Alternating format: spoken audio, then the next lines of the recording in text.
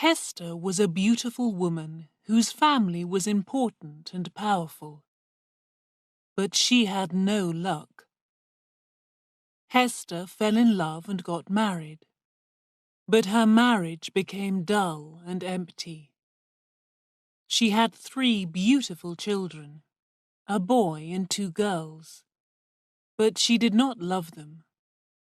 Hester pretended that she loved them, but she knew that she did not. Hester's husband travelled to the city each day and worked in an office. But he was not very successful in his job and did not earn much money. Hester did not know how to make money either. They both spent more money than they could earn. So they had serious money problems. Hester and her family lived in a fine house which had a pleasant garden. Beautiful and expensive things filled the house. The children had all the toys that they wanted. But sometimes it seemed that a voice was whispering in the house. The children could hear the voice all the time. Nobody spoke about it, but the whisper was everywhere. There must be more money. There must be more money. Hester's son was called Paul. "Mother," said Paul, "why don't we have our own car?" "Because we're the poor members of the family," she said. "But why are we poor, Mother?" asked Paul. When Hester replied, her voice was cold, hard, and angry. "Well," she said slowly, "it's because your father had no luck." "Is luck the same thing as money, Mother?" "No, Paul. Luck brings money. If you're lucky, you have money. That's why it's better to be born lucky than rich. If you're rich, you may lose your money. But if you're lucky, you will always get more money." "Oh," said Paul, "and is father not lucky?" "He's very unlucky, I think," said the mother bitterly. "Well," said Paul, "I'm a lucky person."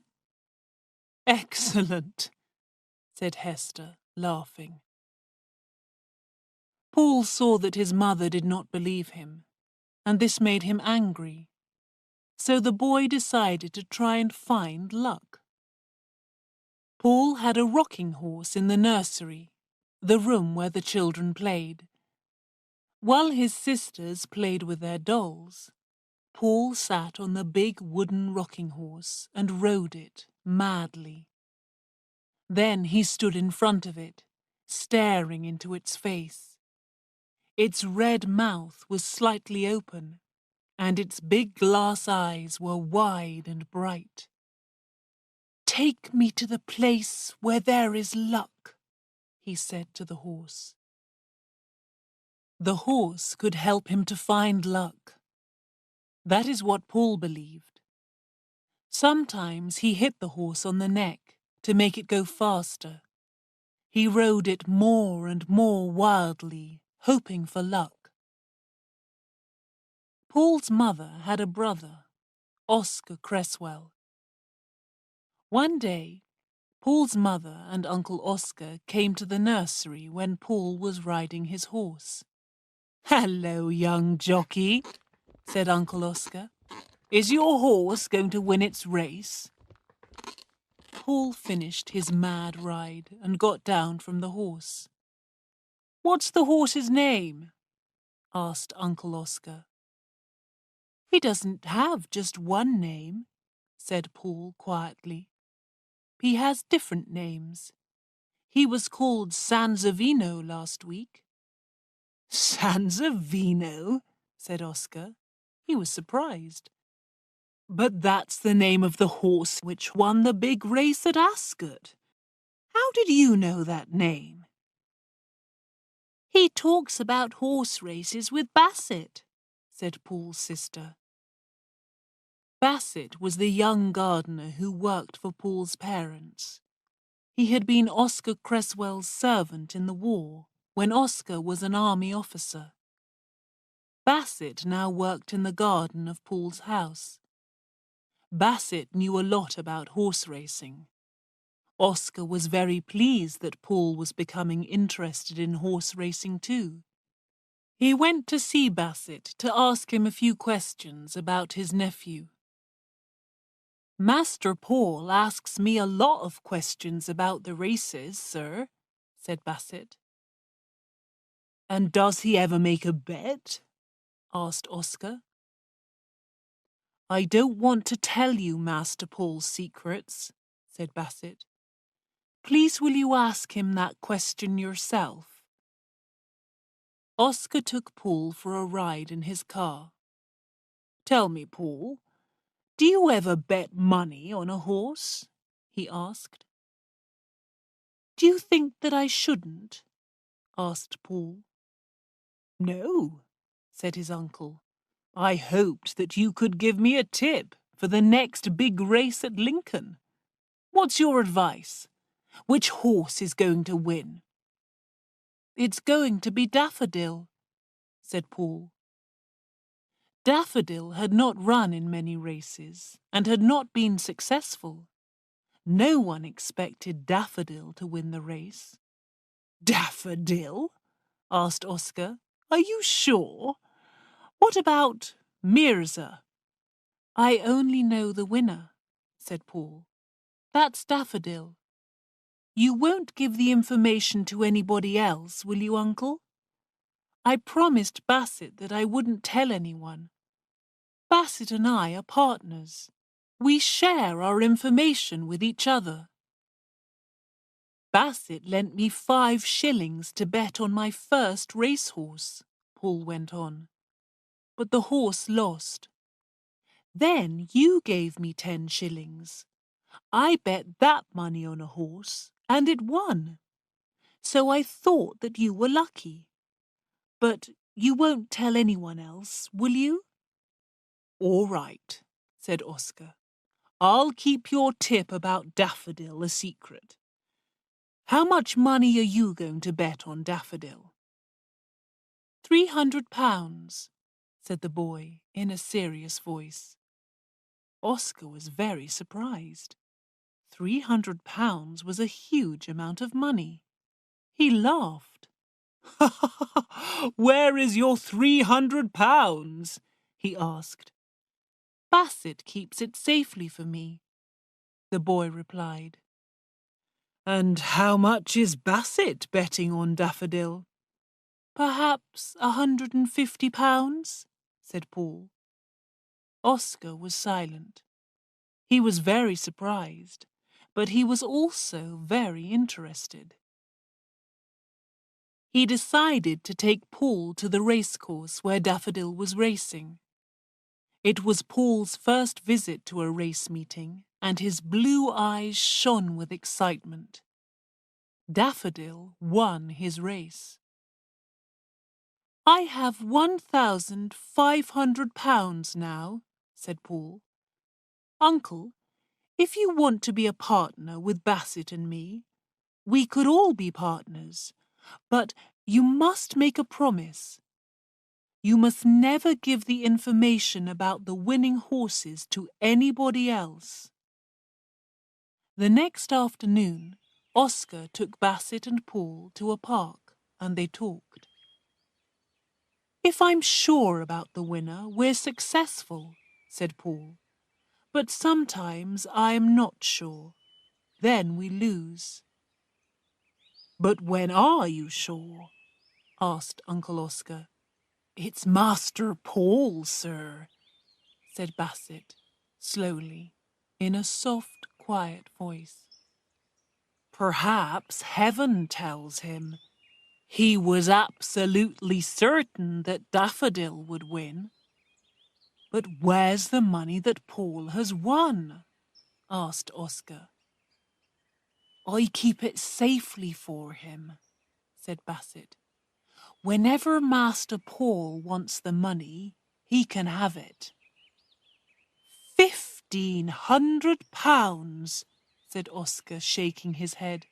He almost did not believe it. Yes, said Basset. They drove home again. Oscar asked to see Paul's £1,500, and Basset showed it to him. Then Oscar decided to become a partner too. Sometimes I'm absolutely sure which horse will win, said Paul. I was sure about Daffodil. Sometimes I have an idea, and sometimes I have no idea at all. Do I, Basset? Then we have to be careful, because we lose.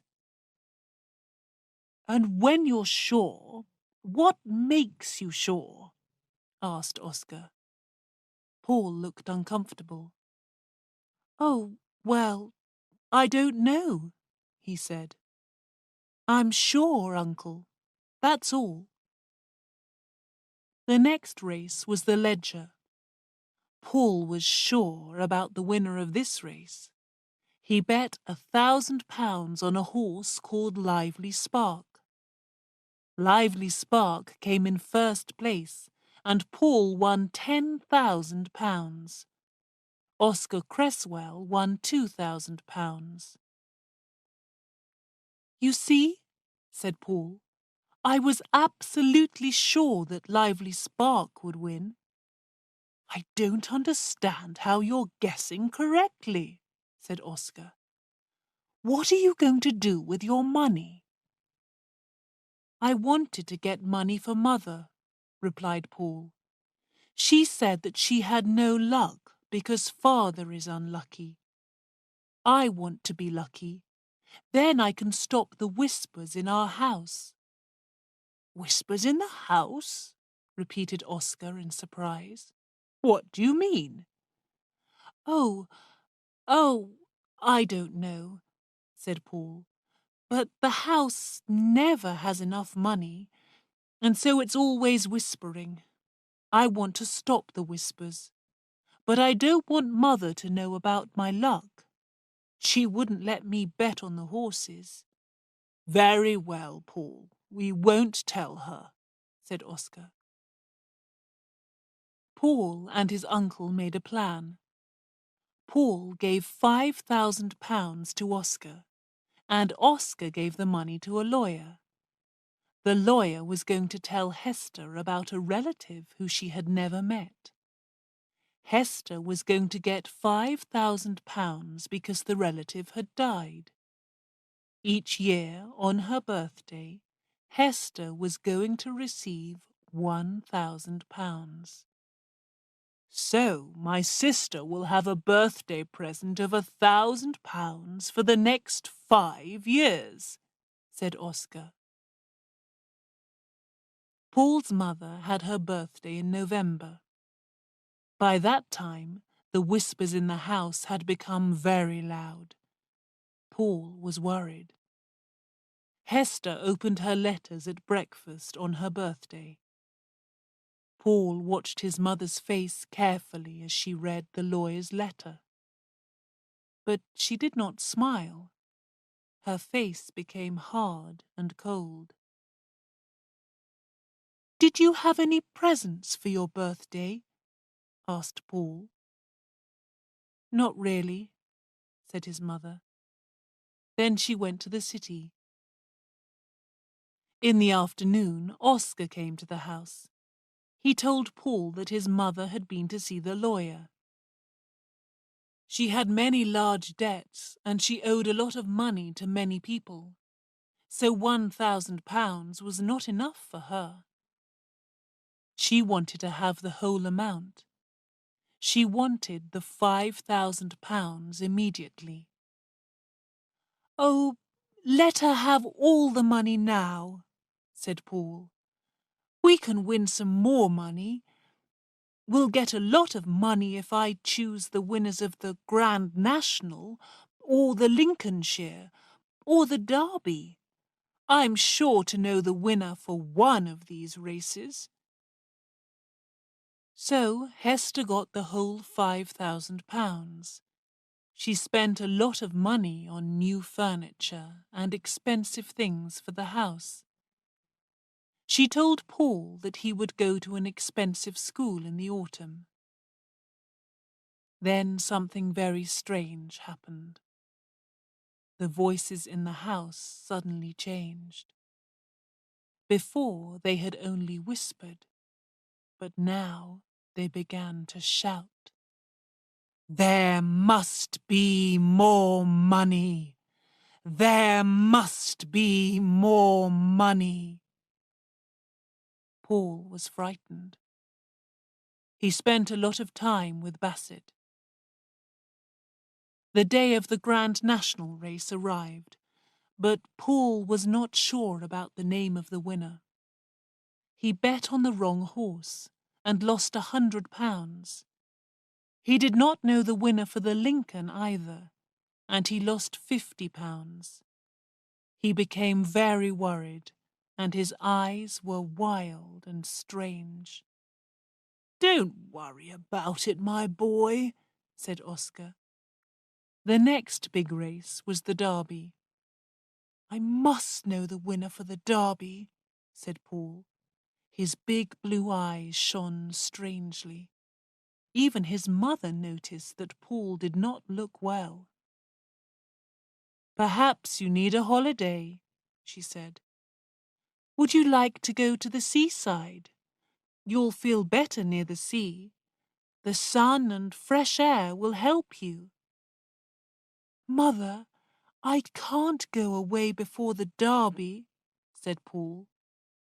"You care too much about these horse races," Hester said. "It's not good for you."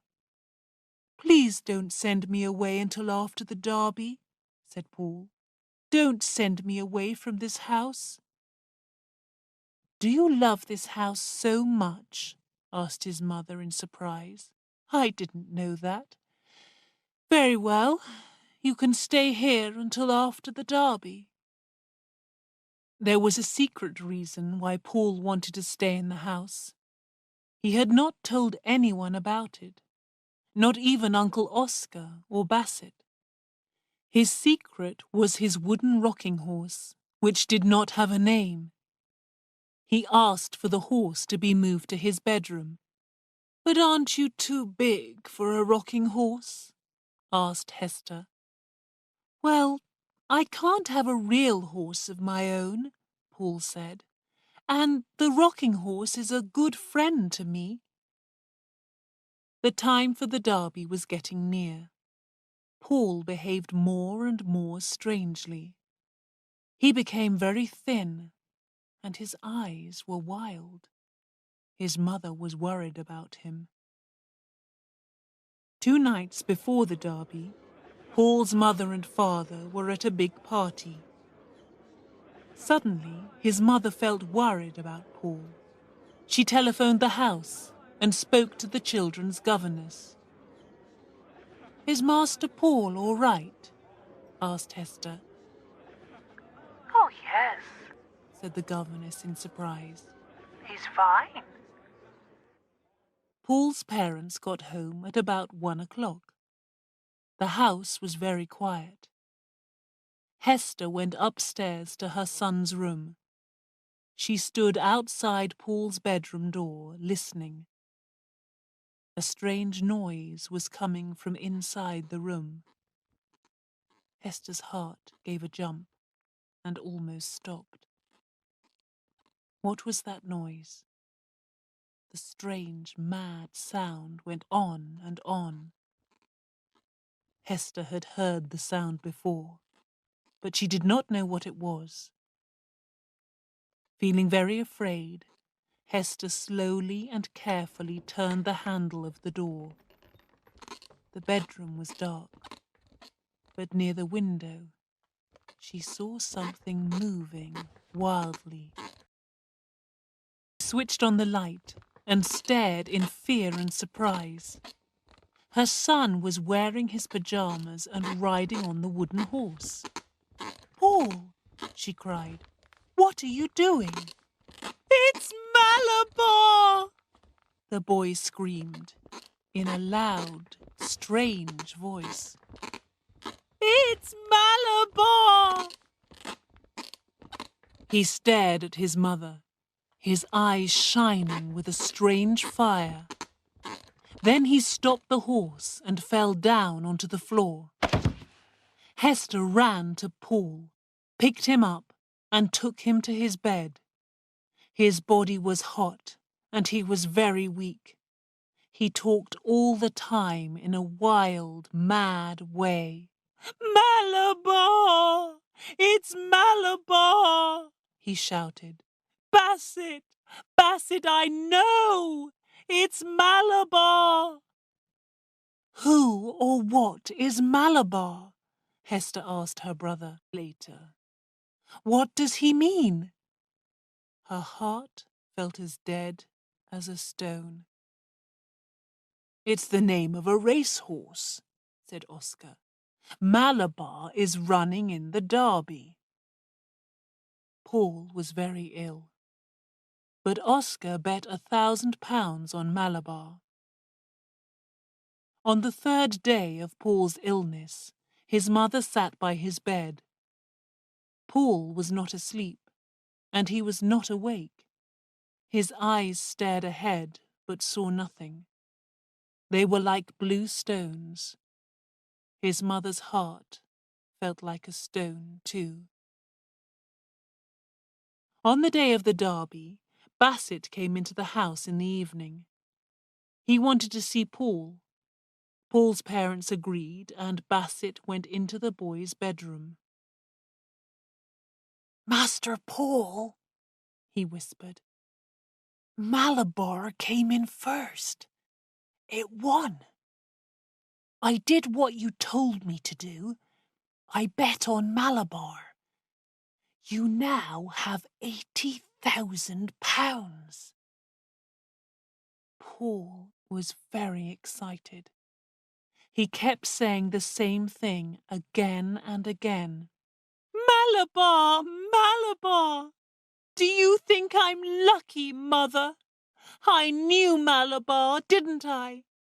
£80,000. That's lucky, isn't it, Mother?